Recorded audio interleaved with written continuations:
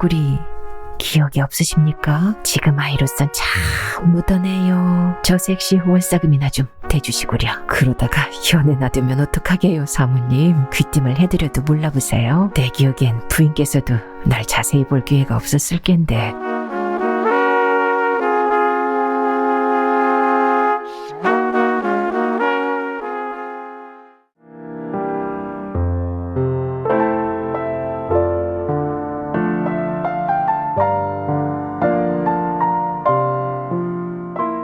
송 사장 부인 주인의 여사는 아스파라거스를 연상시켜주는 미인이었다.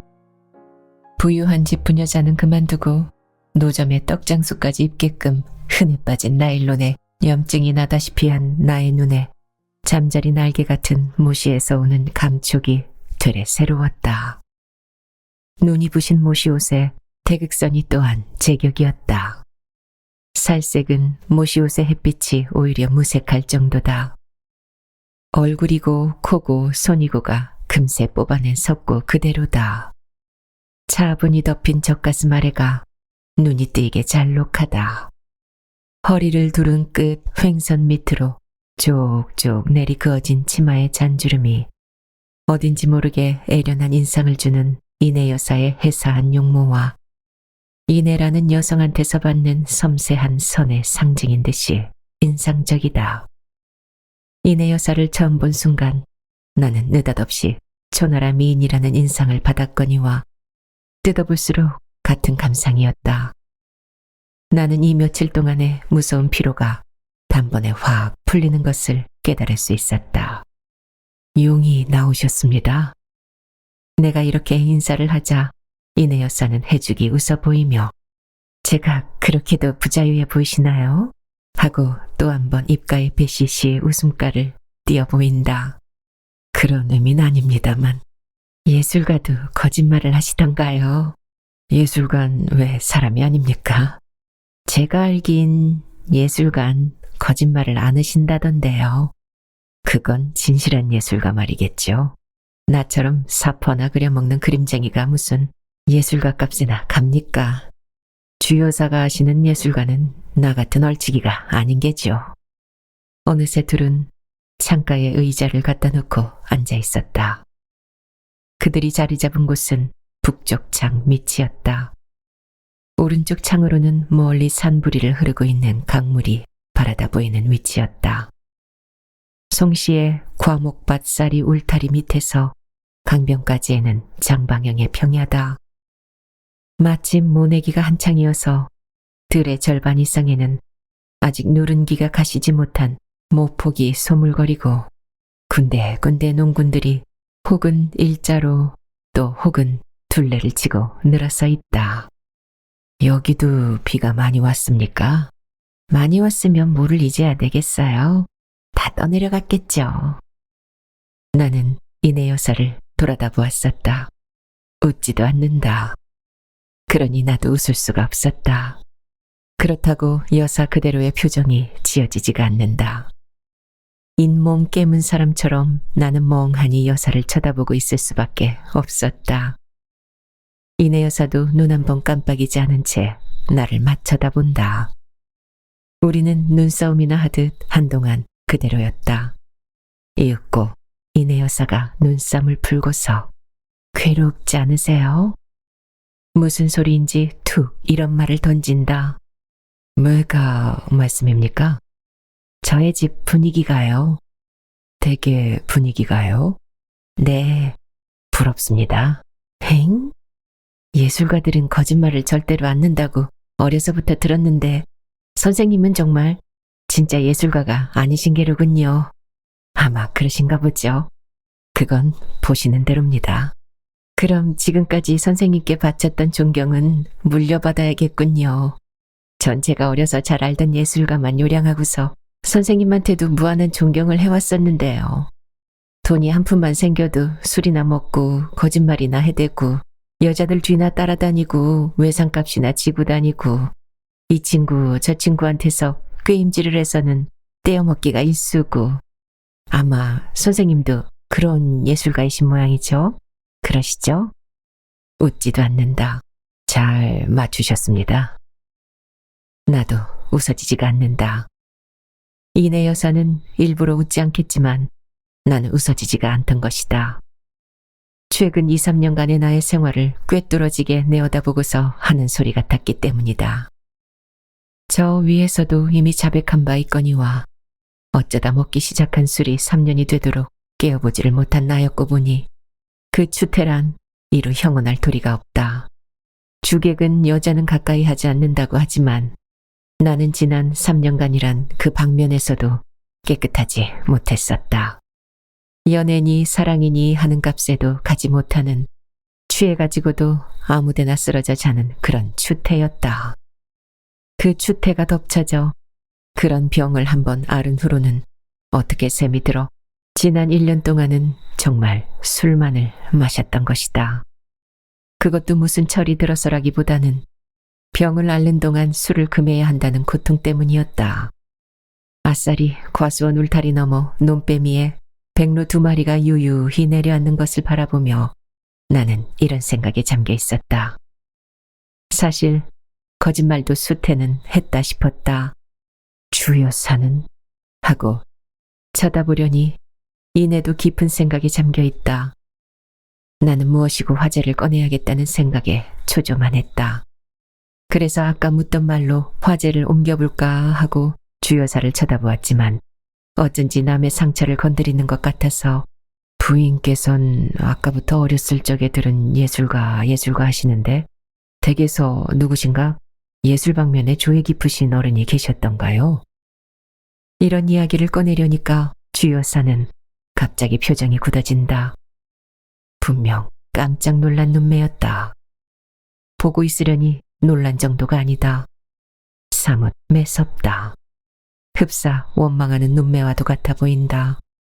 마주 쳐다보기가 명구스러워서 나는 눈을 내리깔고 말았다.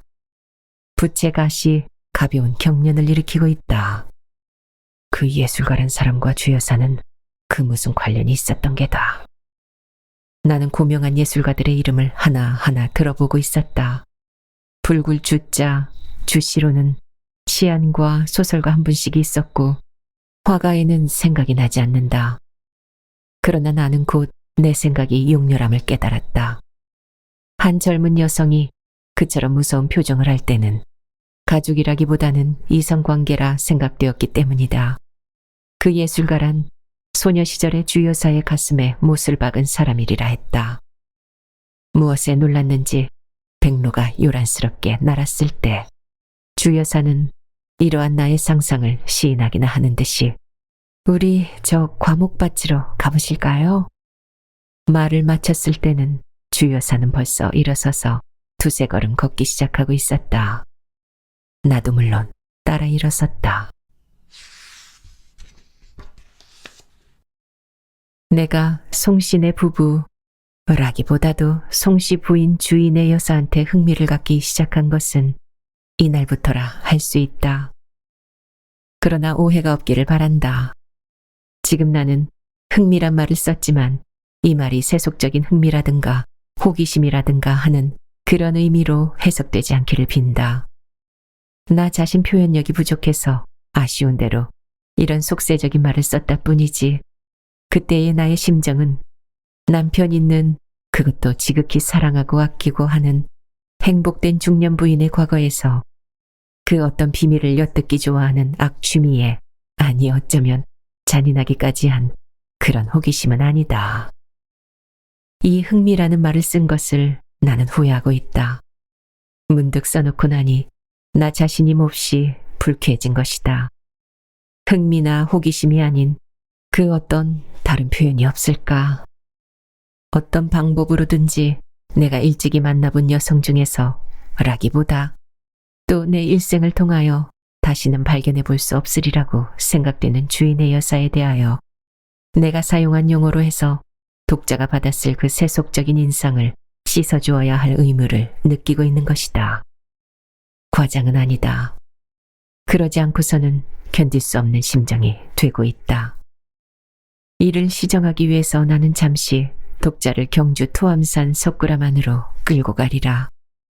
경주의 석굴암이란다면 우리뿐이 아니라 전 세계가 인류 최대의 예술이라고 일컫는 우리의 국보다 어떤 외국의 유명한 학자는 이 석굴암을 보고 내려온 후부터는 우리나라 사람을 만날 때마다 절을 하고 있다고 한다. 우리가 지금 이 석굴암에 들렸다 하자. 굴에 들어가 석가열의 상 앞에 선 순간 이 위대한 예술이 풍기어주는 신비 속에서 우리는 그 무엇을 더듬고 있다. 이렇듯 위대한 예술이 이룩되기까지의 그 신비, 그 기적을 더듬는 심경. 이 위대한 예술이 완성되던 순간에 그 감격에 휘감기게 되면서도 천여년 후인 오늘까지 이어지고 있는 예술의 영원성을 더듬어 찾는 흥미가 이 신비와 기적을 더듬인 심경 그대로였다고 한다면 내가 쓴 흥미라는 용어가 가진 세속적인 통속성이 좀 시정될 수 있을런지. 내가 이렇게 말한다면 혹 나를 감격파라고 웃을 사람이 있을지도 모른다. 이 이야기의 흥미를 돋우기 위한 제스처라고 생각할 사람도 있을 것이다. 그러나 나는 감격파는 아닌 셈이다. 독자의 흥미를 돋우기 위하여 이런 엉터리를 치는 것은 더욱 아니다. 사실 나는 일찍이 주인의 여사만큼 아름다운 여성을 본 기억이 없는 이 아름다움이란 용모를 말하는 것만은 아니다. 용모의 미란 한 번 봄으로써 족한 법이다. 그러나 주 여사의 미는 그것이 아니었다. 위대한 예술품은 보면 볼수록에 감명이 깊어간다. 그런 미를 풍겨주는 주 여사였다. 이런 아름다움이란 소재의 예술품에서는 발견되는 것은 아니다. 주 여사의 미는 그의 육체에서 풍기는 미가 아니다. 그의 그윽한 생명력이 풍겨주는 미였다. 하나의 육체로서나 하나의 인간으로서 어느 모로 뜯어보나 완벽을 기한 그런 여성이요 또 그런 미의 소유자였다. 그뿐이 아니다. 대개의 아름다운 여성이 충실한 주부이기가 어려운 법이건만 주인의 여사는 1950년대의 오늘날 그도 한복 중에 집안에서도 두루마기를 벗지 않으려 들고 댄님은 물론 행정까지 치고 버티는 완고한 시아버지로부터 그 부덕을 칭송받는 며느님인 것이다. 나일론 시대요, 유방 시대요, 엉덩판 시대요, 허벅다리 시대인 오늘날 아직 30대의 젊은 여성이면서도 매니큐어 대신 손톱에 봉숭아를 들이고 제 머리는 아직 단 한 번밖에 정기고문을 당한 일이 없답니다. 하면서도 불행을 느끼지 않는 주여사였던 것이다. 거기에 집에만 들어오면 아름답고 정숙한 아내를 업고서 방 안을 한 바퀴씩 도는 남편이 있었고 평생 물 쓰듯 한데도 오히려 바닥이 보이지 않을 만한 재산까지 있는 것이다. 부군인 송필수 사장은 외국 바람도 쏘인 호남아에 또 교양이 있었고 차치고 포치는 정도가 아니라 때로는 포가 포를 넘을 수 있고 또 넘었다고 생각하는 괴남이다. 외정 때 넥타이를 사려고 진구계를 돌아다니다가 마음에 드는 것이 없다고 동경으로 넥타이를 사러 가기도 했다는 송필수 씨다. 여기에 영철, 수철의 15과 12인 두 아들에 섭섭지 않게 미혜라는 8살짜리 딸까지 있다. 불행과는 아무런 인연도 없는 주인의 여사가 기실 행복하지 않다는 것을 발견했을 때 나는 정말 놀랐었다. 황차 주여사의 불행은 뜻밖에도 나라는 인간과 관련이 있었음에랴. 더욱이 그때까지 나는 그런 줄조차도 모르고 있었던 것이다.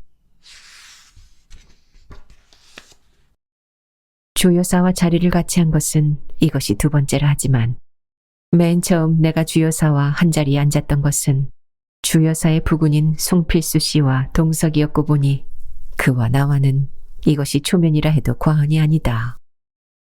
내가 송 씨 집에 오던 날 저녁 상머리에 앉아서 주고받은 몇 마디의 대화란 상대가 누구든 또 경유가 어떻든 간에 서로 주고받을 수 있는 성질의 대화였다. 손을 청해왔고 보니 이런 비지에 와주셔서 고맙다 할 밖에 없고 내 집에 와 있게 되었으니 불편하더라도 한 가족 같은 기분으로 있어달라는 인사를 하는 것도 당연한 일이다. 집주인의 그런 겸허에 객이 된 나의 대답이란 것도 특별할 수 없을 것이다. 그러고 보니 이날 주 여사와 초면이나 진배 없는 사이라 할 수 있는데 이 초면인 남자와 초면이나 진배 없는 그나마도 남의 아내인 주 여사 사이에 어떻게 해서 불행하니 어쩌니 하는 이야기까지 나오게 되었던지 나로서는 정말 뜻밖이었다. 그때까지도 나는 나와 내 아내 사이에 지금의 경우를 이야기하지도 않았던 것이다. 다만 주 여사가 이렇게 와 계시면 댁이 허전하시겠습니다. 이렇게 말했을 때 나는 그저 시원하죠. 나 같은 가장은 있으니보다 없는 편이 훨씬 나니까요. 이런 어렴무던한 말로써 휘갑을 치고 말았었다. 그 말에 주 여사는 그럼 선생님도 단란한 가정은 못 되시는가 보군요. 하고 선생님 끝에다 두 자를 붙이기에 아니 그럼 부인께서도 자신을 불행하다고 생각하십니까? 이렇게 묻는 말에 주 여사는 혀끝에 붙은 티나 뱉어버리듯 불행이 뭔진 모르지만 행복과는 거리가 멀다겠죠. 이런 소리를 꺼림없이 해치우던 것이다. 그때만 해도 나는 이 여성의 요설에 휩쓸려 들어가서는 안 되겠다는 경계를 늦추지 않았었다. 어디를 뜯어보나 아름다운 여성이었지만 또 어디를 뜯어보아도 아름다움 이상으로 영리해 보이는 주여사였다. 대리석에서 오는 찬 감촉 그대로의 찬 지성이 주여사를 그렇게 보이기도 했겠지만 그 대그락 소리가 나는 듯 싶은 눈동자며 탈속한 느낌이면서도 어딘지 모르게 사암한 기가 떠도는 콧나루가 속된 말을 말한다면 새알 겁방해지고 갈 여자라는 인상을 주게 야가 빠졌다. 정말 어디 한 구석 빈틈이 없는 주여사였다. 이런 여자가 말벗 삼아서 하는 말에 속을 뽑아 보여서는 안 된다고 처음부터 장막을 친 나였다. 아니 그보다도 자기의 부부관계를 그것도 초면이나 진배 없는 이성 앞에서 불행하니 어쩌니 늘어놓는다는 것은 쑥스러운 일이라 했다. 그것은 곧 상대방에게 구애하는 형식이 되기 쉽기 때문이다. 이렇듯 남자인 나 자신까지도 말을 못하고 있는데 주 여사는 조금도 거리낌 없이 자기는 불행하노라는 그 대답에서 오는 어감이 여간 신랄한 것이 아니다. 불행이 뭔지 모르지만 행복과는 거리가 멀겠죠. 어떻게 들으면 불행까지는 아니나 행복도 아니라는 그런 말로도 들릴 수 있지만 말끝에서 오는 여움은 불행을 긍정할 때보다도 더 강력한 행복의 부정처럼 들리던 것이었다. 멀겠죠. 이 말 끝에는 행복의 부정보다도 불행에 대한 증오까지가 느껴지지 않던가. 아무리 호의로 생각해 본데도 모를 일이었다. 우리가 벌판에서 나와서 자리를 잡은 곳은 과목밭 맨 위다. 산이랄까배는 못 가지만 산비탈을 개간해서 이루어진 과목밭은 흡사 우리나라 지도와 비슷한 형태였다. 우리나라 반도 그대로의 모양을 한 15도 정도의 경사지에 주로 매와 포도가 심어져 있고 그 양편으로 밤과 감나무밭이 계속되어 위에서 내려다보면 바다를 양쪽에 낀 우리나라 지도 그대로다. 외정 때는 1인이 선일농원이라고 했던 것도 지형에서 착안했던 모양이다. 우리나라 지도로 치면 백두산 부근임직한 위치에 수량이 꽤 많은 저수지가 있다. 원래는 조그만 금당샘이던 것을 과목밭 주인이던 아라까라는 1인이 오늘처럼 파고 산에서 내려오는 골작물을 이 저수지로 끌어들여 잉어도 길렀다는 것이다. 지금은 잉어도 없고 저수지 주변에 축석도 무너져 있지만 그래도 100여 평이나 되는 못에는 물도 흥건하니 괴어 있었다. 지금도 붕어는 손바닥만큼한 것이 있습니다. 하지만 어디 가둡니까? 주 여사는 이런 이야기를 하면서 저수지 머리에 선 수양버들 및 나무 토막의 자리를 K씨가 빤히 바라다 보이는 위치다. 나는 주 여사가 자기의 불행을 고백한 그 진위를 몰라서 말도 붙이지 못하고 있을 뿐이었다. 어디서부터 화제를 꺼내야 할 것인지, 이 여성과의 화제는 어디다 한계를 두어야 할 것인지 통 갈피를 잡을 수가 없다. 달갑게 군다고 졸졸 따라가다가는 어떤 시련을 하는지도 모른다 싶어서다. 시부모님이 완고하시니까 영화 같은 것도 보시기 어려우시겠습니다. 영화 이야기는 무난할 것 같아서 이렇게 말을 붙였었다. 영화 좋아하시나요, 선생님? 무척 좋아는 합니다만 술 때문에 늘 놓치게 되지요. 참, 그런 말씀 듣고 나니까 약주 준비를 통 안 해드렸군요. 저녁에라도 보내 올리겠습니다. 술을 좀 끊어보려고 아편쟁이가 유치장에 가는 심정으로 댁을 왔는데 또 먹어서 쓰겠습니까? 혼자 잡수시는 데야 취하도록 잡숫게 되나요? 친구 간에 주거니 받거니 하거나 아름다운 여성이 따라주거나 해야 취하게 되지 않아요? 다들 그럽디다만 난 그렇지가 못해서 말이랍니다.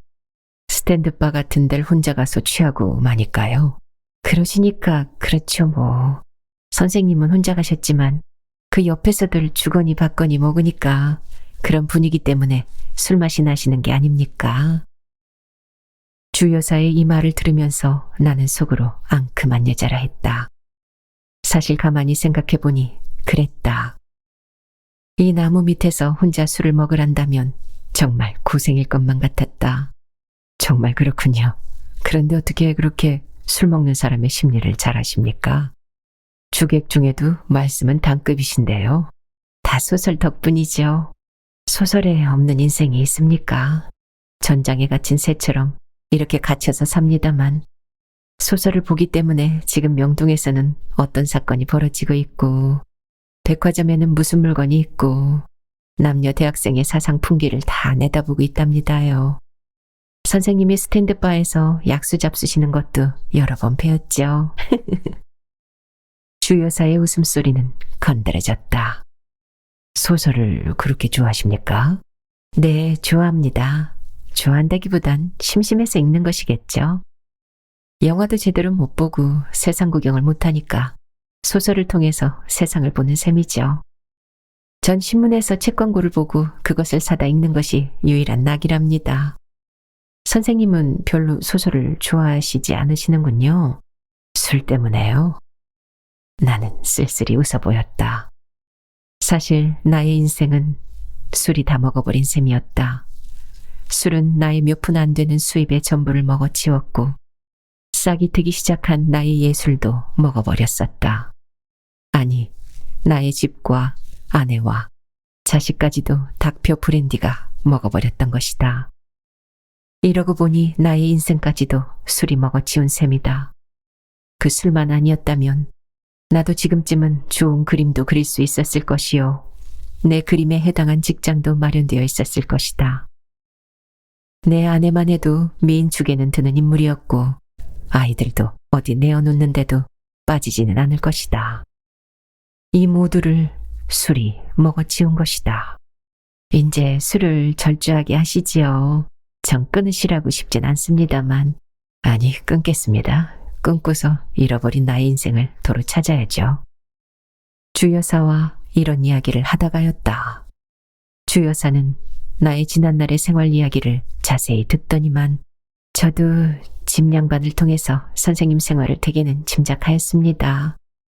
하는 데까지도 좋았지만 주 여사는 그 말 끝에 전엔 술 안 드셨는데 이런 말을 풀쑥 하더니만 금세 쏟은 물 긁어 담듯이 당황해하면서 날 좀 봐. 전에도 뵌 것처럼 얘기를 했네. 사뭇 어쩔 줄을 모른다. 주 여사의 낭패하는 양을 보고 나는 나대로 이 약디 약은 여자가 웬만해서는 실언을 하지 않을 여자라고 보았기 때문이다. 옆에서 폭탄이 터져도 눈도 깜짝 않을 주 여사다. 40도 고열의 허덕인데도 할 말 이외에는 단 한마디 실언을 하지 않을 여자니라 했다. 열병을 앓으면서도 헛소리 한마디 안 했을 이 여자가 맨정신에 그것도 초면이나 다름없는 이성 앞에서 말실수는 할 리 없다고 나는 단정을 하고 있었던 것이다. 그뿐이 아니다. 주 여사는 자기가 하는 예술가란 말을 2번이나 쓴 것이라든가 자기의 불행을 하소연한 일이라든가 나의 생활을 잘 알고 있다든가. 송씨 집에 오던 날 밤 송씨가 자기보다도 내 아내가 더 서둘렀다는 말을 하던 것이라든가. 이런 모든 수수께끼 같은 이야기도 이 한마디와 관련이 있지는 않은가. 나는 이렇게 생각했던 것이다. 그러나 아무리 생각을 해도 이 수수께끼는 풀리지가 않는다. 겨우 내가 얻은 결론은 주 여사는 나와 잘 아는 그 누구를 통해서 나라는 인간을 전부터 알고 있었느니라 한 것이다. 그래서 내가 부인께선 그 전에 누구한테서 내 얘기를 듣고 계셨던가요? 이렇게 바짝 다가앉듯이 하려니까 주 여사는 밤통을 가지고 노는 다람쥐처럼 삘기풀을 뽑아서 돌돌 굴리던 손을 쉬고 눈꺼풀을 활짝 열어 제낀다. 까만 눈동자가 대구르르 구른다. 나는 그 눈 속을 들여다보고 있었다. 그 눈에서 그 어떤 사실을 캐보고자 해서는 아니었다. 하다못해서 푸른기가 도는 흰자 위에 상큼 올려놓는 듯 싶은 까만 동자의 아름다움에 취해서였다. 맑은 눈 속이었건만 그윽한 숲속의 신비와 비밀이 감추어져 있는 듯 싶은 눈 속이었다. 참 아름다운 눈이십니다. 이런 말이 입가에 뱅뱅 도는 것을 억지로 참고 있으려니까 주 여사는 또 뜻밖의 소리를 하던 것이다. 선생님 잘 보셔요. 제 얼굴이 기억이 없으십니까? 주 여사의 이 말에 나는 소스라치게 놀랐다. 그렇다고 주 여사의 얼굴을 알아보아서가 아니다. 내가 놀란 것은 이 여성이 나라는 인간을 알고 있다는 단순한 사실 앞에서였다. 내게 대한 그의 지식이 나의 생애의 어느 부분에 해당하는지를 몰랐었다. 그것이 나의 생애의 어느 토막이든 내게는 조금이라도 이 여성 앞에서 떳떳할 수 있는 토막이란 별로 없던 것이다. 이 아름다운 여성한테 나란 인간을 잘 보이고 싶은 잠재의식이 나로 하여금 더 당황케 했던지도 모를 일이다. 그렇다고 주 여사한테 자신을 돋보이고자 하는 심리에 불순한 그런 구석이 있던 것도 아니다. 그것은 마치 처녀가 남자 앞에서 자기의 살을 가리려 드는 본능과도 같은 심리였을 것이다. 노출된 처녀의 육체의 어느 부분이고를 막론하고 그것은 아름다움이 못 되듯 나의 생애의 그 어느 부분이든 주 여사 앞에 노출시켜서 추하지 않을 부분이란 없었기 때문이었다.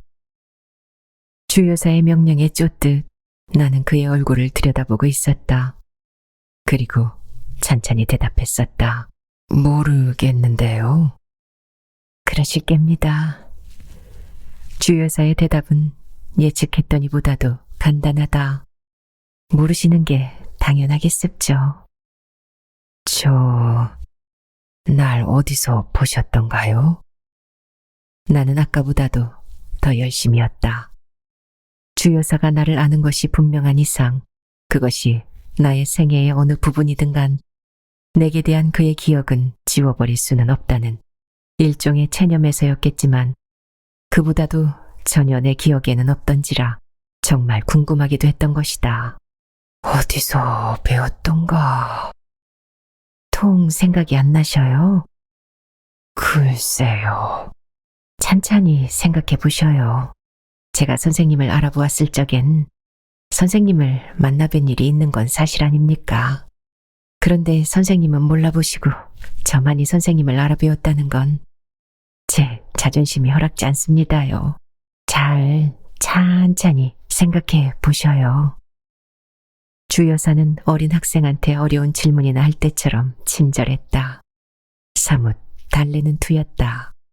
한 해, 두 해 더듬어 올라가 보셔요. 그러면 기억나시는 해가 있으실 테니깐요. 주 여사는 해주기 웃기까지 한다. 정말 어린 학생의 기능을 유도해주는 여선생님의 태도다. 한 해, 두 해 하고 나도 일찍게 따라 웃어 보였다. 네, 한 해, 두 해. 나는 이렇게 늑가리며 주 여사의 말대로 기억을 더듬어 올라가기도 했었다. 그러나 올라가면 갈수록 나의 기억은 뿌이해져 갈 뿐이었다. 정말 모르시겠나 봐. 주 여사가 이렇게 말했을 때는 나는 전람회장을 헤매고 있었다. 해방 이듬해였을 게다. 그때까지는 그래도 나는 나의 생활을 가지고 있었다. 신념도 있었고 정열도 있었다. 생활력도 갖고 있을 때다. 나는 나의 모든 정열을 오직 나의 예술에만 바칠 수 있었다.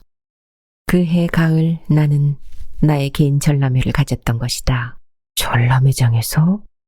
하고 대답도 아니요 혼잣말도 아닌 어려운 묻어난 소리를 하고 치어다 보려니까 주 여사는 아니요 하고 고개를 살랑살랑 흔들어 보인다. 사뭇 귀엽다는 표정처럼도 보인다. 전람회가 아니라면 내가 여성들과 접촉한 기회란 술집밖에는 없고 보니 도화 선생 시대의 제자들 이름 중에서 주란 성을 가졌던 선생의 이름을 되는 대로 주어 섬기어도 보았으나 주 여사는 여전히 고개만 짤레짤레 흔들면서 재밌다는 듯이 해쭉해쭉 웃고만 있다. 나는 더 생각해볼 용기도 나지 않았다. 아니, 나는 이렇게 아름다운 여성과 맞대해본 일이 없던지라 애당초에 그런 노력을 하는 것부터가 우스운 일이었다. 나는 할 수 없이 모르겠노라고 손을 들고 말았다. 그랬더니 주 여사는 아까의 말보다는 심상하게 그러실 거야 하고 천연덕스럽다. 선생님은 기억 못하실 거야요. 벌써 15, 16년이나 되었는걸요 뭐. 주 여사의 이 말을 듣고서도 나는 통 기억이 나지 않았다. 그래서 나는 지금까지 주 여사가 나를 아노라 한 것은 농담이라고만 여겼었다. 이야기거리가 없으니까 나를 놀리느라고 그런 것이 아닌가도 했다. 그래서 부인께서 날 보셨다는 것이 아마 꿈속이었던가 봅니다. 이렇게 웃으려니까 주 여사는 눈을 호동그라니 뜨고서 꿈은 왜 꿈입니까? 한 15, 16년 전에 선생님이 아시는 어른이 순례골 뒤 일각대문집에 사시지 않으셨어요?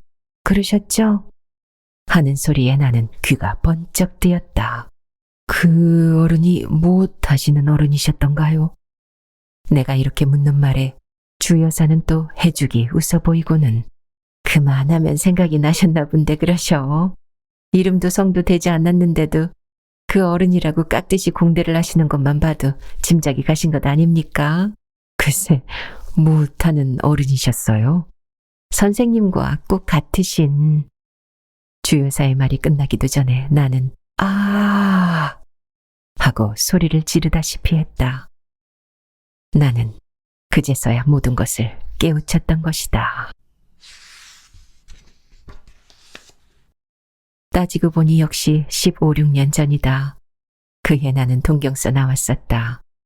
미술학교를 졸업하던 해고 보니 24이었을 것이다. 고국에 돌아온 것도 5월의 아침처럼 희망에 찼었다. 현해탄의 거친 물결도 희망에 뛰는 나의 가슴인 양 싶어 즐거웠고 경성역에 내리자마자 물 한 개가 자욱하도록 비가 내리 퍼부어서 내리던 길로 물에 빠진 생쥐가 되었건만 역시 나는 흐뭇했었다. 괄시 못할 사람들의 소개장이 5장이나 가방 속에 들어있었던 것이다. 한 장은 신문사요, 한 장은 항목과장, 나머지는 전부 중학교 교장과 교감이었고 보니 나는 이 5장 중에서 어느 것을 골라가져도 좋았었다. 고리탑작 지극한 도화 선생보단 신문살 가지. 사내 자식으로 태어났으니 내 활개를 쫙 펼치고서 가루세로 한번 뛰어보다가 안 되면 학교로 돼가면 그만이 아닌가. 나는 이렇게 생각했었다. 사실 나는 이런 생각을 즐길 수 있는 처지에 있었다. 취직을 하고 나면 나머지 소개장은 누구를 줄까? 나는 비가 주룩주룩 내리는 창밖을 내어다보면서도 여관에서 이런 생각을 즐길 수 있었던 것이다. 그렇던 나의 5월의 희망은 그 해가 다 가도록 좀처럼 이루어질 줄 몰랐다. 나는 3번이나 집에 전보를 치지 않으면 안 되었다. 10여일이 지나서야 짤막한 편지를 받았을 뿐이다. 물가만 고등하고 곡식 좀 판대짜 세금 물어가기도 바쁘다. 취직이 되지 않거든 빨리 내려와서 감농이나 하게 하여라. 늙으신 아버지의 편지 사연은 이러했다. 나는 막다른 골목 안에 든 셈이었다. 내가 순례골 종묘담 및 일각대문집에를 드나든 것은 그해 섣달 금음께부터다. 이 일각대문집에 우리 미술계의 선구자이신 소계 선생이 살고 계셨던 것이다. 소계 선생은 코발트니 불룬이 하는 용어를 우리나라에 첫 수입해 오신 선구자이기시도 했지만 내가 선생을 찾아다닌 동기는 선생을 존경해서이기도 했지만 그보다도 취지갈선을 바라서였다. 반년 이상을 두고서 거의 2, 3일에 한 번씩은 선생댁 일각문을 두드렸었다. 소기의 선생댁은 방 3세 부엌 1칸인 도합 7칸 반의 초라한 그야말로 오막살이었다. 몇 해 전만 해도 초가였던 것을 양철로 덮었고 보니 기둥이고 석가래고 볼 나위도 없었다. 이 초라한 집도 9식구나 되는 많은 가족이 혼자 쓰지 못하고 뜰 아랫방은 사글세로 내어놓지 않으면 안 되는 소계 선생의 처지도 처지였지만 추녀 끝에 사가 빠진 양철 한쪽을 붙이고서 부엌이랍시고 쓰고 있는 뜰 아랫방 식구의 처지는 소계 선생만 못했을 것은 뻔한 일이다. 이 뜰 아랫방에 60이 가까운 노파가 딸 하나를 데리고 있었다. 어머니는 늙었을 뿐 아니라 병까지 갖고 있었다. 찬바람이 일면서 시작한 기침이 날이 따스해질 때 가서야 겨우 멎는 천식병이었다. 지금 아이로선 참 묻어내요. 하고 소계 선생의 부인은 뜰 아랫방 처녀 이야기만 나면 입술에 침이 말랐다. 긴 병에 효자 없다더구먼서도 이것은 1년을 두고 보아도 꼭 하루 같군요. 밤이면 더구나 잠을 못 자더군요. 그럴라치면 아무리 추운 밤에도 일어나서 어머니를 안고서 밤을 새우나 봅니다. 효녀로군요. 한 처녀가 늙고 병든 어머니한테 효성이 극진하다는 사실보다도 그때의 내게는 취직이 되지 않는 것이 더 중대한 일이었던 것이다. 그러나 그런 이야기가 거듭될수록에 나는 나도 모르게 그 처녀한테 관심을 갖기 시작했었다. 밤에는 어머니를 안다시피 하고 밤을 새우면서도 새벽이면 일어나서 안집 물솥에 불 먼저 지펴놓고 자기네 주반을 끓인다던 것이다. 아버지가 일찍 돌아가셨는가 했더니만 소실을 얻어가지고 따로 산다는군요. 복덕방을 한다는 주제에 첩은 무슨 말라비틀어질 놈의 첩인지 모르지. 그도 젊디젊다니 계집은 또 무슨 계집이 그런 게 있더람. 부인이 소계 선생의 마구자를 뒤집으며 푸슬푸슬 이런 소리를 하니까 소계 선생이 아이 임자 그러다가 강짜하지 않겠소? 하고 껄껄 웃는다. 강짜가 아니라 그래 말이 됐소. 사내 양반들이란 다 그렇답니까? 복덕방 영감 주제에 첩이다 무슨 아랑곳이래요. 식구도 많지 않은 단 3식구겠다. 돈푼이나 생기거든 보글보글 끓여놓고 둘러앉아 먹을 것이지. 그 비럭질하듯 해서 번 돈을 젊은이한테 요것뿐이오시다 하고 갖다 바쳐야 한대요. 아, 병든 엄이 싫다고 처잘 차고 나서야 딴살림을 하는 녀석도 있는데. 역시 뜰 아랫방 식구 이야기다. 장성한 아들이 있어 장가까지 들였더니 제대 꿰매 빠져서 취직 자리를 옮겨가지고 청진으로 달아났다는 것이다. 마루보시 본사에 있다가 지점으로 갔다고 한다. 그래도 오라빌 따라갈 게지 색시 혼자서 병든 어머니를 어떻게 모시자고 악지를 써요. 소계 선생의 부인이 이렇게 딸한테 나무람을 하려니까 딸은 옷걸음으로 눈물을 찍어내며 자도 웬만하면서 뭐하러 이렇게 떨어졌겠습니까? 내 집 흉 같지만 올케란 사람이 여간 매몰차지 않아요. 고수머리 치고 마음 독한 사람 없다는 것도 헛말이더군요. 시어머니일 이건 개가 고양이 보듯 한답니다요. 하루 밥 한 술 얻어 자시는 것이 살로 가지도 못하게 들들 볶아대니 살겠어요. 떡 해먹을 집안이야. 부인도 나중에는 처녀의 처사에 동감을 하고 말았던 것이다. 내가 소계 선생댁 일각문을 드나든 것은 그해 섣달 금은께로부터 이듬해 첫 여름까지였고 보니 반년이나 남짓했을 것이다. 이 반년 동안 나는 뜰 아랫방 모녀가 밥을 끓이는지 죽을 끓이는지까지도 알고 있었다.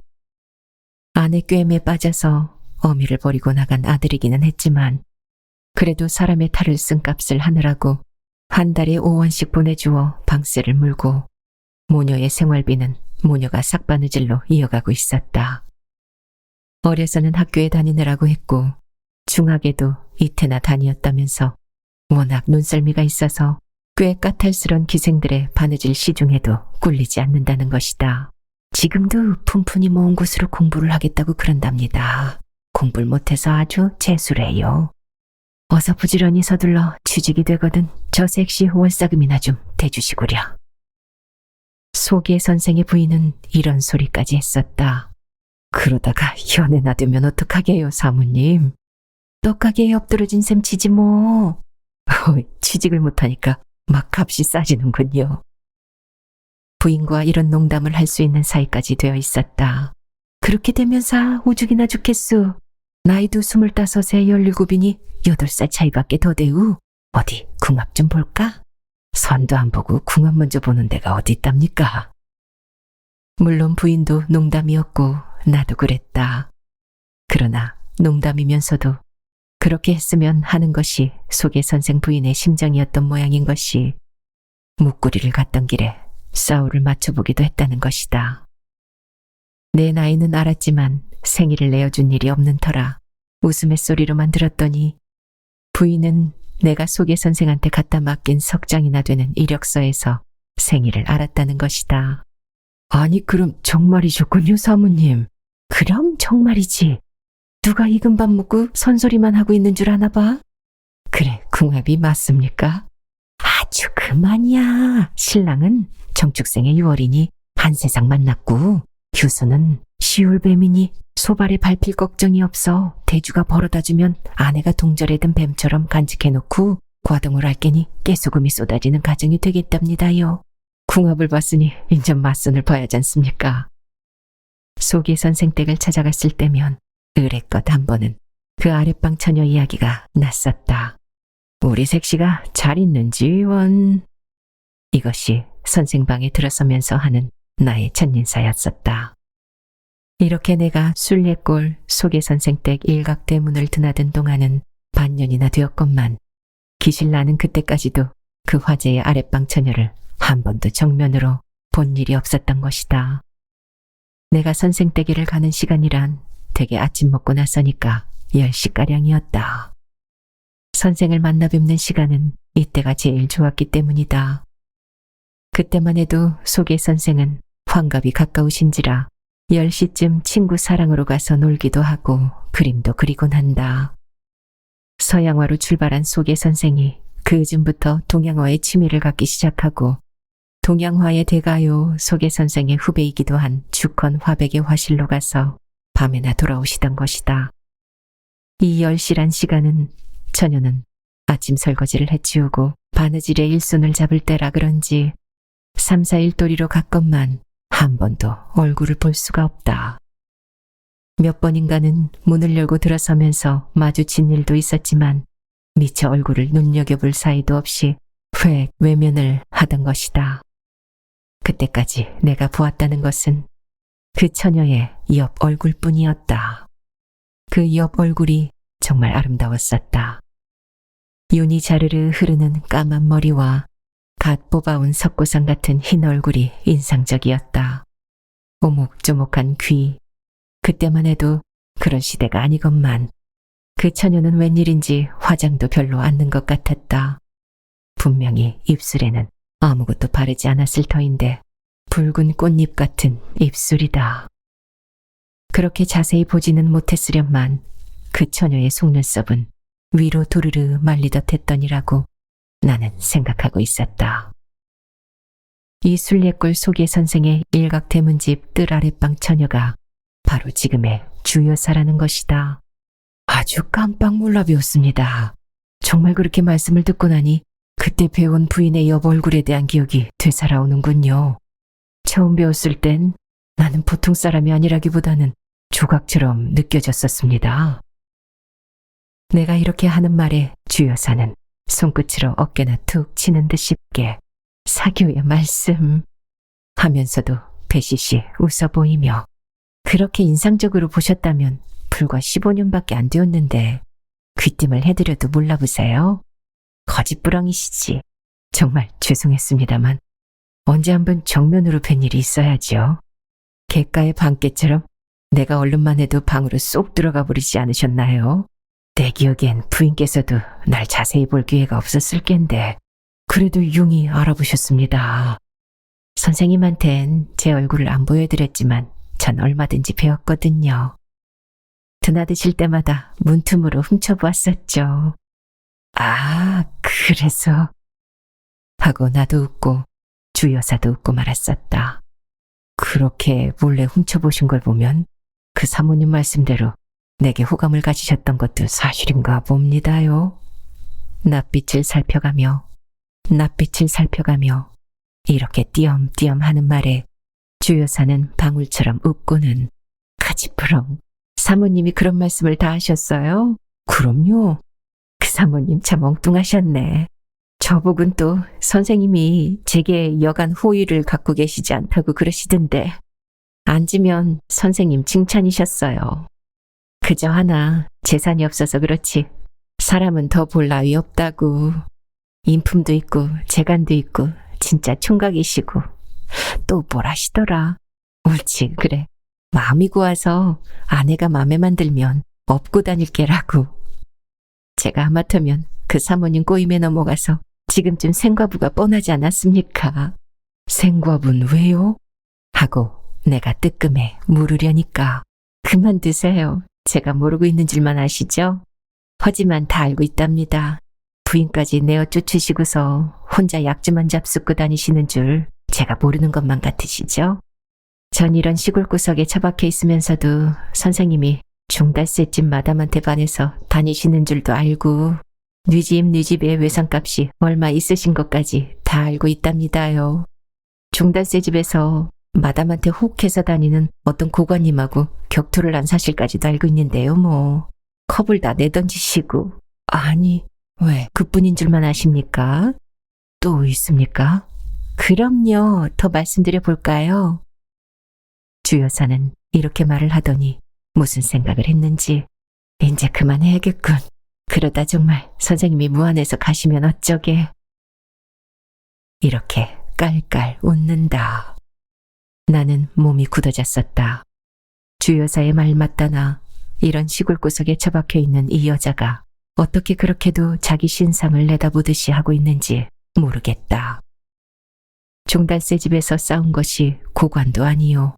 싸움의 원인이 주 여사 말대로 마담과의 삼각관계는 아니었지만 싸운 것도 사실이었고 더구나 컵을 던진 것까지 본듯이 이야기하고 있는 것이 아닌가. 아니 어떻게 그렇게 다 알고 계십니까? 하고 어이가 없어 물어도 주 여사는 그 말에는 대꾸도 않고서 선생님 제게 감사해야 해요. 제가 이렇게 선생님을 모셔오지만 않았더라면 지금쯤 그 고관 나으리의 앞잡이가 선생님 뒤를 밟을지도 모르지요. 마담한테 불쌍한 생각이 안 가는 것도 아니지만 하고 나는 코웃음이 지어졌다. 내가 마담한테 몸이 달아서 다닌다는 것은 지나친 상상이다. 마담한테는 나와 같은 성격 파탄자가 아니라도 자기의 강한 남편 외에도 젊은 사람이 두셋 달려있다는 것을 나는 잘 알고 있는 것이다. 주 여사가 어디서 무슨 이야기를 어떻게 듣고 하는 소리인지는 알 수 없으되 내가 술보다도 여자한테 눈을 떴더라면 혹 마담과 그런 결과가 되어버렸을지도 모르는 이라고 나는 또한 생각해 본 것이었다. 언제든가 한 번은 산막사에 놀러 가자는 권을 받은 적도 있었던 것이다.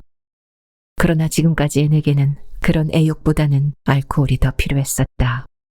백년해로를 해야 할 아내와 세상 사람이 다 귀엽다고 하는 자식들까지도 알코올과 바꾼 지금까지의 나였던 것이다. 부인께서 그때 나 같은 인간과 맺어지지 않기를 다행입니다. 사실 나는 알코올로 해서 내 인생을 망친 성격 파탄자입니다. 이 점 부군께선 술을 하시면서도 아주. 이렇게 내가 부군 이야기를 꺼내자 주 여사는 확실히 불쾌해진 낯으로 신성한. 내가 어이가 없어 하는데. 그럼 뭡니까? 인간이 가장 순수한 마음으로 아름답던 이 꿈을 더듬는 것이 신성치 않고 무엇이 신성합니까? 누가 선생님더러 지금 이런 자리서 그런. 무안에서 연못 물 위로 눈을 던지고 있으려니 말이 뚝 그쳐진다. 그럴 밖에 주 여사는 아랫입술을 자글씩 깨물고 있던 것이다. 아니, 이보다도 나를 놀라킨 것은 주 여사의 차양진 긴 속눈썹에 맺혀진 이슬방울이었다. 송시집에 온 지 이미 한 달이 지났건만 나의 일은 조금도 진척이 되지 않았다. 무엇보다도 그 가장 큰 원인은 주부인과 이야기를 한 후부터는 나 자신이 나의 마음을 진정치 못하게 된 데 있다 할 것이다. 그렇다고 주부인에게 대해서 내가 따로의 어떤 생각을 품은 것은 아니다. 부인은 이미 남의 아내요, 또 새 어린아이의 어머니였고 나 또한 한 여성의 남편이요 어버이였다. 더욱이 주부인은 어느 찻집에 가든지 여자 수요가 남자 수요보다 하나나 둘은 더 많다고까지 일컬을 만큼 여자들이 희질거리고 다니는 지금 세상에 발을 깊이 들이운 채 살아오고 있는 여성이다. 그날 이야기로 주 여사가 아직도 나를 깊이 사랑하고 있다는 것을 알기는 했었다. 그러나 지금의 내게 대한 주 여사의 그 극진한 애정이란 한 여성이 한 남성에게 대해서 품을 수 있는 그런 애정이 아니라 출가한 누이가 친정 오라버니를 감싸주고 싶어하는 그런 애정이었다. 주 여사는 내가 얼마나 불행한 사나이라는 것을 나 자신보다도 더 잘 알고 있었다. 이 불행한 오라비에 대한 동정이었고 또 애정인 것이다. 첫째, 내가 불행해진 원인까지도 주 여사는 잘 알고 있다.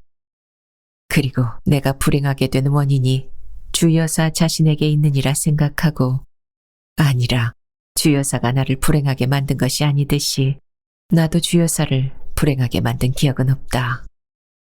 우리는 그저 오다 가다 한 번 만났고 소나기를 같이 피하던 남녀가 비가 그치자 감내 옴내 말 한마디 주고받지도 않은 채 헤어지는 듯 나는 나의 갈 길을 갔고 주 여사는 또 주 여사대로 자기의 갈 길을 갔을 뿐인 오직 그런 사이에 지나지 않던 우리 둘 사이다. 남녀 간의 애정이란 마치 물과 같은 것이지요. 그날 주 여사도 이런 말을 하고 있었던 것이다. 제가 선생님을 모셔오기로 결정짓기까지에는 무던히도 생각을 했었더랍니다. 선생님이나 저나 아직 젊잖아요. 선생님도 아직 40 전이시고 전 40까지도 아직 한참이나 있지 않습니까? 그런 제가 선생님을 모셔왔다가 혹시나 자신 마음이 흔들리지는 않을까 이런 걱정도 해보았고 선생님이 또 제게 대해서 아주 지나가버린 옛날의 꿈을 꾸기를 바라지는 않으실까 이런 생각도 해봤어요. 그러나 전 자신이 있었습니다. 전 목석이니까요. 목석 부인. 그리고 선생님도 절대로 그런 어리석은 생각은 꿈에도 않으시리라는 것을 믿었어요. 저 자신을 믿고 또 선생님을 믿기 때문에 전 용기를 냈던 것입니다. 아까 그 말씀대로 남녀의 애정이란 더욱이 저와 선생님과 같은 사이의 애정이란 물과 같은 거야요. 물은 어디나 얕은 데로 흐르잖아요. 어디고 틈이 있어야 새어들고요. 하지만 제게나 선생님께나 그런 애정이 흘러들 틈은 전혀 없지 않습니까? 전 한 남편의 아내고 어미고 선생님도 한 아내의 남편이시고 아버지시고 안 그랬습니까? 주 여사의 이 말에 나는 아무 대답도 못하고 앉았었다. 고기가 벌레를 잡아먹느라고 철벅대고 있었다. 크지도 못해 보이는 붕어가 일으킨 파문이 끝없이 퍼져나가는 것을 바라보다가 고개를 돌린 나는 깜짝 놀라고 말았었다. 주 여사의 얼굴이 갑자기 앙큰해진 것이다. 막다른 골목 안에서 무서운 사람을 만나서 오도 가도 못하고 선 소녀의 얼굴이었다. 놀란 얼굴이라기보다는 공포에 사로잡힌 얼굴이다. 왜 대답이 없으실까? 네, 선생님. 주 여사는 어깨라도 잡아 흔들듯이 다부지게 물었었다. 대답을 반드시 해야 합니까? 하고 나는 천천히 말했었다.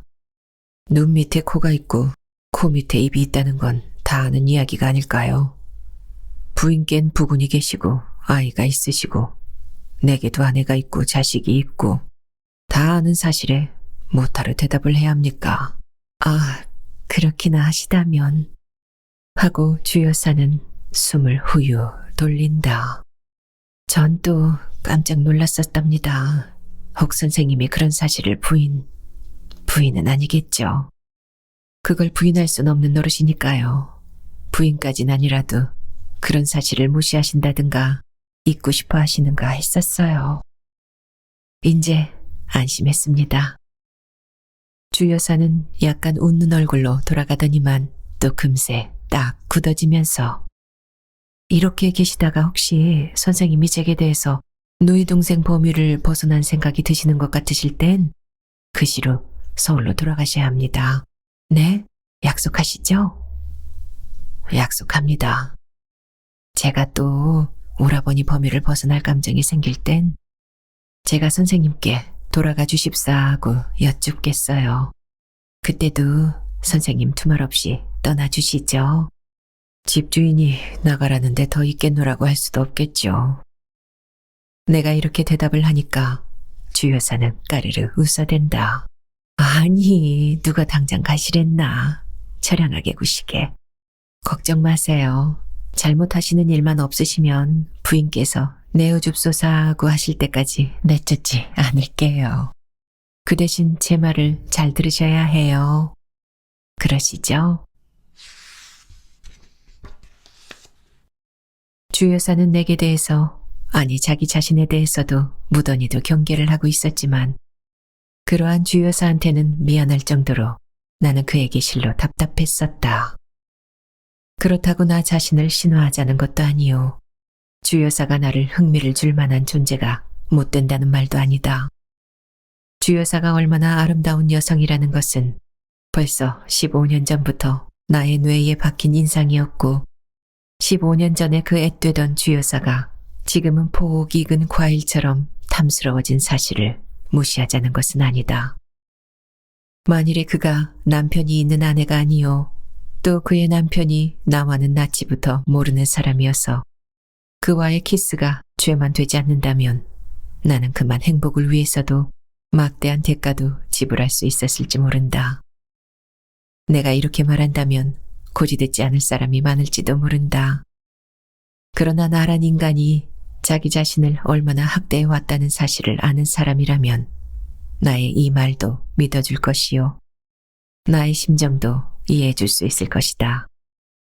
사실 나는 나란 인간이 따로 있고 나의 몸뚱이를 소유한 사람이 따로 있고 그가 또 나와는 무서운 원한을 가진 인간이거나 한 것처럼 나 자신을 학대해왔던 것이다. 모든 점에서 그랬었다. 술만 해도 그렇다. 나란 인간이 육체는 그 값싼 독주에 도저히 견뎌낼 수 있는 저항력을 갖지 못하고 있다. 마치 고장난 기계 같아서 뼈와 뼈는 사계가 맞지 않았고 관절의 이음매는 개가 풀려서 너슬거린다. 창자 속에는 기름기라곤 겉도는 것도 없다. 기름기라도 있어야만 그 독한 술이 들어가도 내장 속으로 배어들지 않겠는데 기름기 한 점 없이 메말랐고 보니 술의 도끼가 그 속으로 파고들 수밖에는 없다.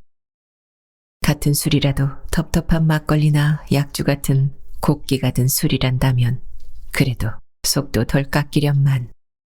무슨 주제에 40도짜리 국산 진 아니면 빼가리다. 원래 그런 독주가 생긴 것도 독주를 먹기 위해서 아니라 기름진 고기를 먹자니까 그 기름기가 너무 엉키면 요크셔나 머크셔처럼 될 위험성이 있어서였겠는데 이것은 숫제 기름기라고는 입에 댈 줄도 모르는 갱주다. 소주에 젓가락으로 새우젓 국물을 꼭 찍어 먹으면 그만이었고 진 아니 브랜디 하는 값싼 독주에 낙화생 쪽이 끼익이다. 그렇거든 술 먹은 뒤에 된장국에 밥술을 망정 떠 넣었으면 좋으련만 술만 들어가면 구역이 나서 곡기라고는 입에도 대지 못한다. 거기에다 일에 몰리면 곧잘 밤샘이다.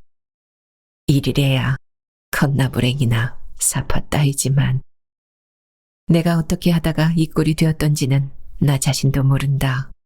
어떤 때는 제법 사색이나 하는 것처럼 뜬구름도 쳐다보기도 하고 강가에 가서 흐르는 물을 무료하니 내려다보고 있기도 했으며 인생의 허무함도 읊조리기는 한다지만 인생이 어째서 허무한가 하는 것은 추궁해 본 일도 없다.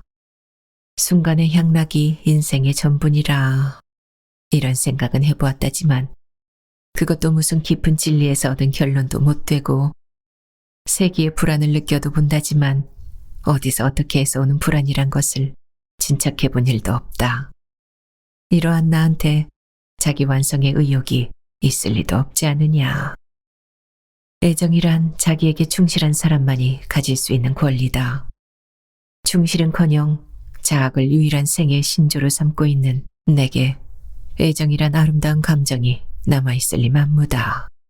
주여사, 절대로 안심하십시오. 날 경계한다든가 나로 해서 신경을 쓰실 필요는 조금도 없습니다. 난 인간이 아닙니다. 모든 사람이 가지고 보는 그런 인간성은 내게는 없습니다. 순정도 없고 감정도 없고 또 욕망도 없는 부도체입니다. 인간이 못 되는 내가 어떻게 애정을 가질 수 있나요? 그건 너무 처참한 이야기예요. 어느 날인가 한 번은 이런 이야기를 주고받았었다. 과묵밭 한가운데서였다. 그날은 부군이 오후에 오기로 되어 있어서 한 걸음 먼저 왔다던 것이다. 전 선생님이 무엇 때문에 그렇게 퇴폐적인 생각을 갖게 되었던가가 궁금해 못 견디겠습니다. 전에 선생님은 이상이 있으셨어요. 아름다운 꿈도 갖고 계셨고요. 그래서 저 같은 것은 거들떠보지도 않으셨지만 그렇던 선생님이 15년 동안에 어떻게 그렇게 변하셨는지 정말 모르겠어요. 잡지에 나오는 가십을 볼 땐 가십이니까 그런 이야기들을 쓰는 계련이 했었지만 언젠가 선생님 자신이 쓰신 패배자의 일기를 읽고 가슴이 뜨끔했어요. 그 뒤 집 양반한테서 자세한 이야기를 들었죠. 술집에서도 지청구를 대더래요. 저 양반 저러다가 술로 죽는다고 그러더래요. 그렇지 않으면 자살한 거라고. 그 마담이 잘 보았군요. 그 얘기를 듣곤 전 정말 초조했었습니다. 그래서 주인 양반한테 아버님 초상화 얘기를 꺼냈어요. 선생님을 구해야 하겠다는 일념뿐이었어요. 선생님의 그 뛰어나신 재주를 그렇게 썩이고는 싶지 않았어요. 선생님은 이렇게 이야기하다 말고 주여사는 그만 흐느껴버렸던 것이다. 나는 아무 말도 나오지가 않았다. 그렇다고 이러한 주여사의 애정이 이성으로서의 애정이 아닌가 하는 의심을 하는 독자가 있다면 잠시 그런 생각은 중단해주기 바란다. 나는 절대로 그렇지 않다고 생각하고 또 그것이 사실일 것이다. 나는 그 뒤에도 내게 대한 주여사의 동정이 지극히 순수한 감정이라는 것을 증명할 만한 수많은 이야기를 갖고 있으니까 말이다. 독자가 요구할 때면 나는 언제든지 그런 의심을 풀어줄 수 있을 것이다. 이렇듯 아무 사심도 없는 주여사의 아름다운 마음씨가 나의 일을 방해했다고 한다면 듣는 이는 또 내게 대해서 의혹을 품을지도 모른다. 그렇다면 혹 네가 네 감정에 휘갑이 된 것이 아니냐고. 그러나 절대로 아니다. 나는 신 앞에서도 맹세할 수가 있다. 신을 믿지 않는 사람이 끌어내는 신을 누가 믿겠느냐 한다면 그것도 잘못이다. 나는 현재 따로의 신을 갖고 있지는 않지만 무신론자는 아니다. 나는 반드시 신은 있다고 믿는다. 정체를 본 일도 없고 만져본 일도 없는 신이지만 신이 없다고 생각했다면 나의 이 자학행위도 벌써 끝을 고했을지도 모른다. 나는 속노인이 초상화를 그리기보다도 내가 지금까지 잃은 채 살아온 나의 본 위치로 돌아갈 필요가 있었던 것이다. 한 인간을 내린다는 것은 컷이나 사파와는 달랐기 때문이다. 컷이나 사파를 끼적거리던 나는 먼저 화가, 예술가의 위치로 돌아와야 했고, 한 인간을 예술품으로서 완성하기 위해서는 나는 먼저 잃었던 나의 인간성을 찾아야 했다. 인간의 진실성과 진실한 인간만이 영위할 수 있는 나의 생활을 찾지 않고서는 나는 진실한 인간도 될 수 없었고, 장차 진실한 예술가도 될 수는 없던 것이다. 만일에 주여사의 그 아름다운, 신이라도 좋고 천사라도 좋을 그 아름다운 순정만 아니었더라면 나를 한 도안가로나 한낱 사파가로서의 기술과 양심으로서 송노인의 초상화는 충분히 완성시킬 수 있었을 것이다. 컷이나 사파에도 의례껏 암흑의 화백이라고 어마어마한 칭호를 붙여주는 것이 상식적으로 되어 있고, 또 나 자신 그것이 지극히 당연한 것처럼 생각해왔을 만큼 나란 인간은 파렴치한 인간이 되어 있다. 내가 컷이나 사파에 손을 대지 않았을 때는 나는 그런 화가들을 모멸했었다. S 화백은 나와는 가장 친한 사이여서 늘 만났고, 만나면 차나 술도 나누는 그런 사이였지만, S, 내가 오늘은 자네와 이렇게 차도 마시고 술도 같이 먹지만 자네와 나와는 다르다는 걸 잊어서는 안 되네. 자넨 화가가 아니야. 사퍼가지. 사퍼가야. 사퍼가란 말이야. 물론 술이 취해서 하는 말이지만 S 화백은 왜 내가 모르나. 알아. 글쎄 안 돼도 그러거든. 한번 붉고 나는 일도 없이 이렇게 응바지를 해주던 S 화백이었다. 그러나 지금은 어떻게 되었는가. S가 섰던 바로 그 위치에 나 자신이 가서 서게 되었고, 내가 섰던 바로 그 자리에는 S가 와서 서 있게 된 것이다. S는 무서운 결심을 하고 사파계에서 자취를 감추더니 1년 후에는 개인 전람회를 가졌던 것이다. 그 전람회장에 섰던 나는 응당 그 자리에서 S의 뒤를 쫓았어야 할 것이건만, 나는 그날 밤에도 술집으로 갔었다. 일에 만 3년 나는 완전히 사파가가 되어버리고 만 것이다. 나는 10번 가까이나 송노인의 얼굴을 대생을 하다가 뭉개고 또 붓을 들고 했다. 그러나 아무리 보아도 그것은 사파였지 그림은 아니다. 나는 사파가 그림이 될 수 없다는 무서운 사실을 새삼스럽게 깨우치고 붓을 내던졌던 것이다. 밤이면 술을 입에 대기 시작한 것도 이날부터다. 나는 그대로 미친 개였다. 송씨 부부가 용채로 주는 돈을 받는 그 길로 거리 술집에다 갖다 주었다. 거리에서 내 숙소인 과목까지는 산마장이 넘을지도 모르는 그런 거리다. 논뚝 밭뚝으로 헤매다가 돌아와서는 또 술이었다. 나는 주여사가 원망스러웠다. 주여사만 아니면 나는 이렇게 괴롭지는 않았을 것이다. 전에 먹던 술은 타성이 빚어준 일종의 나의 생활이었지만 오늘의 술은 정말 괴로움을 잊기 위한 술이었었다. 관절염 환자가 아픔을 참다 못해서 맞는 맛주제나 같은 술이 되고 만 것이었다. 그런 어느 날 아침이다. 나는 간밤 술이 취한 채 밤새도록 들판을 헤매다가 다 셀력해야 과목밭 박서방의 부축이 되어 돌아왔던 것이다. 모두 상했었다. 어디서 넘어진 기억도 없는데 이마가 깨어져서 피가 말라붙었었다. 다 밝아서야 돌아와 쓰러졌고 보니 정신이 있을 턱이 없다. 나는 시간도 모르고 그냥 고꾸라져 자다가 모간이 찢어지는 것 같아서 잠이 깼었다. 제 눈도 뜨지 못한 채 물그릇을 더듬으려니까 물력이 있습니다 하는 여인의 음성이 난다. 순간 나는 내 아내의 음성이다 싶어서 벌떡 일어나 보니 뜻밖에도 주부인이 머리맡에 앉아있지 않은가. 몹시 괴로우신가 보군요. 무슨 약줄 그렇게나 잡수셨습니까? 자, 물 드세요. 내게 면목이 있을 리 없다. 목이 타던 생각도 없어졌다. 주부인이 내어주는 물도 받지 못하고 고개를 떨어뜨리고 말았었다. 자, 물 드세요. 목 타시겠습니다. 두 번째 이렇게 고나는 통에 할 수 없이 나는 고개를 들어 별면 목이 없습니다.